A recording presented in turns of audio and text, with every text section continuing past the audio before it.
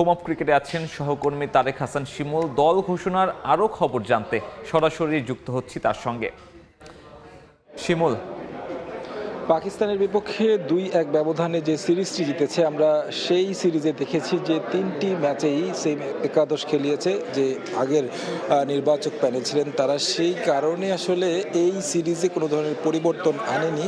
কিছুক্ষণ আগে দল ঘোষণা পরবর্তী সময়ে যে সংবাদ সম্মেলন করেছেন নির্বাচক প্যানেলের 4 জনই উপস্থিত ছিলেন।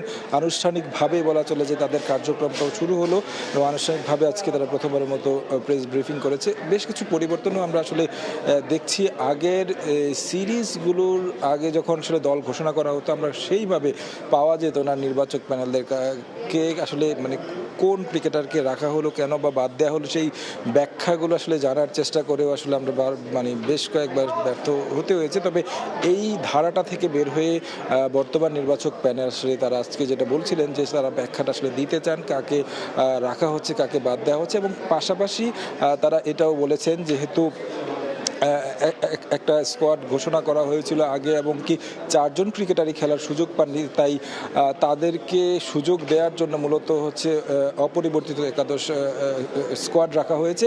এবং এই স্কোয়াড নিয়ে যে পরীক্ষা নিরীক্ষার বিষয়টি রয়েছে সেটিও আসলে আগামী 6 মাসের মধ্যেই তারা সেরে ফেলতে চান। যেহেতু সামনে বিশ্বকাপ রয়েছে, সেই বিশ্বকাপের বিবেচনায় রেখে প্রায় 6 মাস আগে, অর্থাৎ বিশ্বকাপ শুরুর 6 মাস আগের মধ্যেই তাদের পরীক্ষা নিরীক্ষাগুলো শেষ করতে চান এবং শেষ 6 মাসে বিশ্বকাপ শুরুর আগে এই একই স্কোয়াড নিয়ে আসলে খেলতে চান।